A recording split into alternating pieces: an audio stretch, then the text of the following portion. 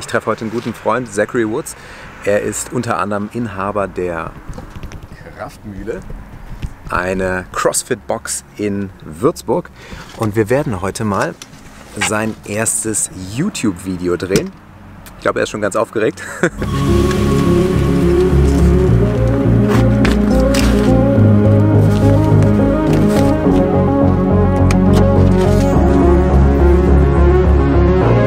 Meistens ist das erste Video auch das schwerste.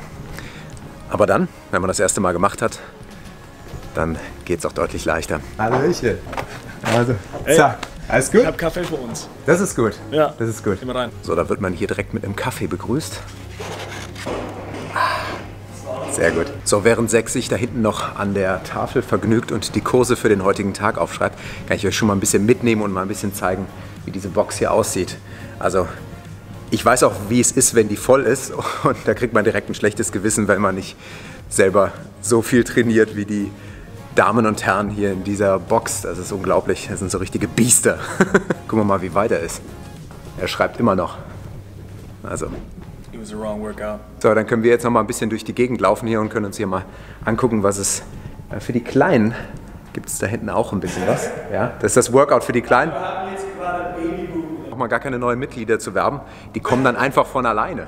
Ja, oder? Werden sich von alleine. Ja, ist doch super. Zach ist ein ziemlich bescheidener Kerl, hat eine sehr bewegte Vergangenheit hinter sich. Ich war jung und ich brauchte das. Er brauchte das Geld, ja, das sagt er jetzt, aber seine Einstellung, die ist wirklich heftig.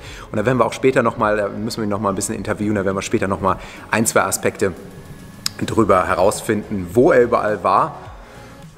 Also ich kann schon mal versprechen, es ist eine spannende Geschichte. Was hat das Thema Film bei dir geändert?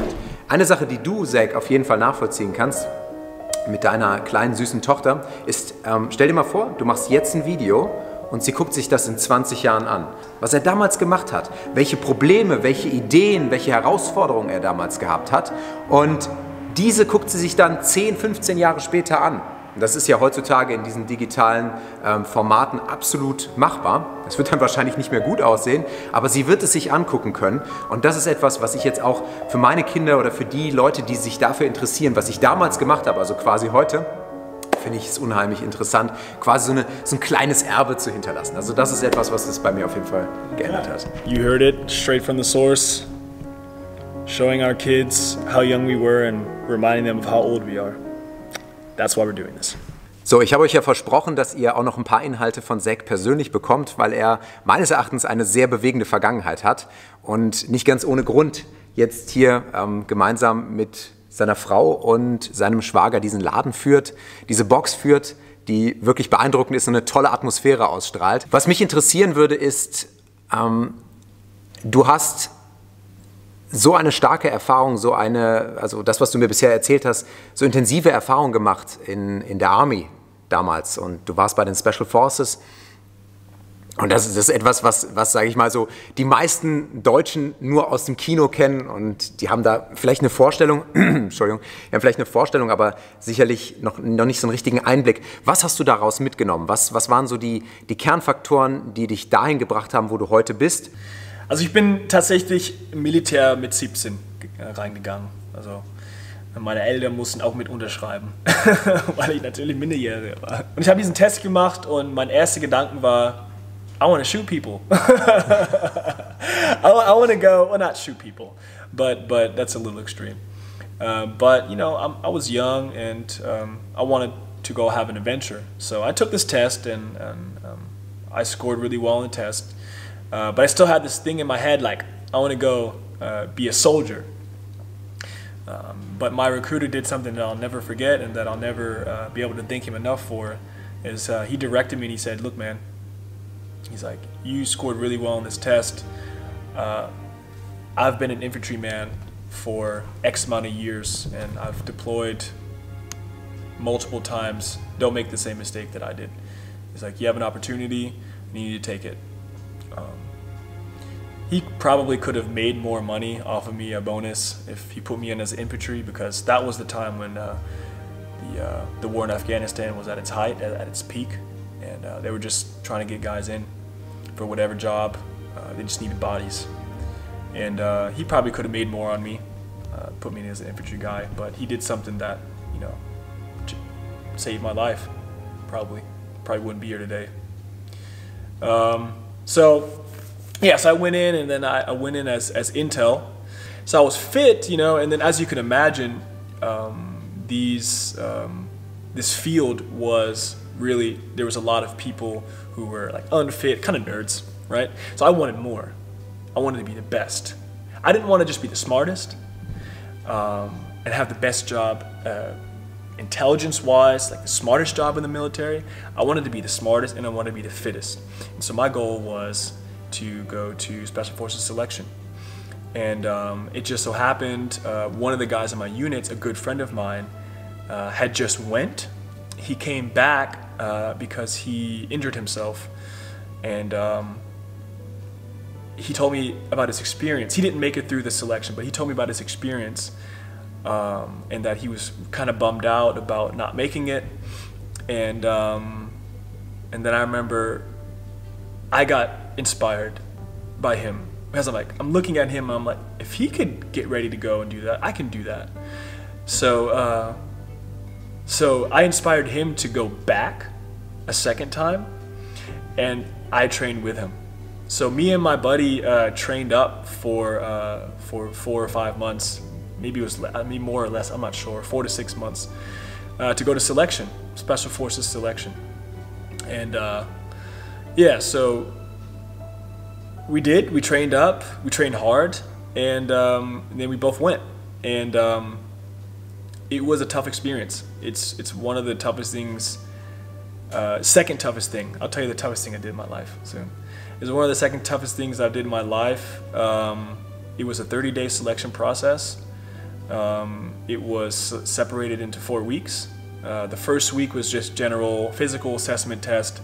There was guys who show up there that couldn't even pass a physical assessment test for the military standards, you know, let alone Special Forces standards. So guys got, even the first week, you know, attrition rates were about 15 to 20%. The second week was pretty much like hell week. You know, they push you mentally, physically with a lot of tests. There's a lot of pain involved. You're getting maximum 4 hours of sleep a night, and this is every day. You're constantly moving, the third week was land navigation, and there we did the STAR course, and it's called the STAR course because on the map, all of the points are separated in the form of a star, how you go do it, about 3 to 5 kilometers away from one another. And everyone goes by themselves at night with no flashlight. If you get caught with a flashlight, you get kicked out. So you're walking through the woods at night, you can't see anything, and you're just trusting your instincts.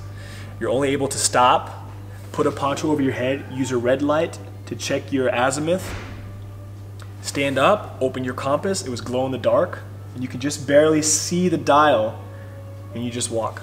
So that taught me to trust my senses. It taught me to make a decision and walk with it, no matter what, and stick with it. Did I fail? Yes. I got lost. A lot. But I learned to trust my senses and just walk with faith. Walk with faith because, you know, and make it a quick decision and stick with it, you know, even if it doesn't pan out. Because you can always stop and readjust. So that's what that taught me. And and then the last week was what was called team week, and that's where you learn to work with a team, and that's the most painful week because your body's beat up and you're just done. You have nothing left. You're losing weight. You're not showering, so you know your body is just like, you smell like pneumonia, ammoniak, the whole time. So you're just crushed, and then that's when it really kicks in. That's when the last week kicks in, when your body's just beat up, and that's where you really had to like dig in, because that was the most pain I've ever felt in my life.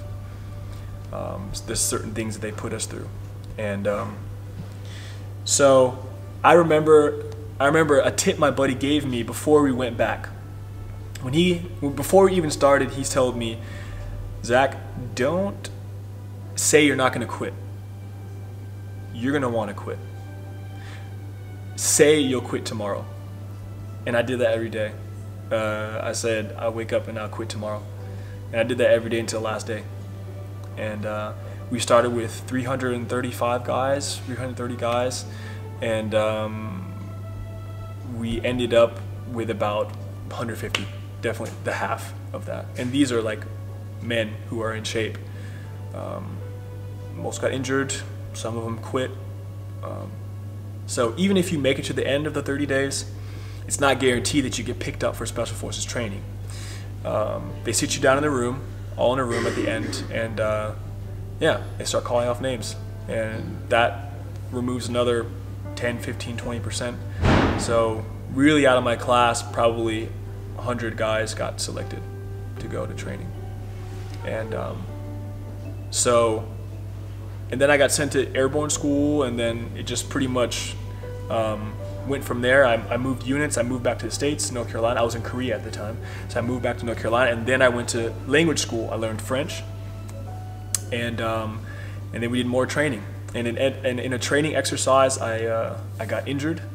I had a heat injury, and it took 2 IV bags to get me back on my feet, and I got medically chaptered out of there, and pretty much kicked out of Special Forces training, and yeah, and then I got sent to Germany, and that's my story. Wow, da denkt man, da hätte man viel erlebt in seinem Leben, aber wenn man das hört, schon echt beeindruckend. Also, ich danke dir.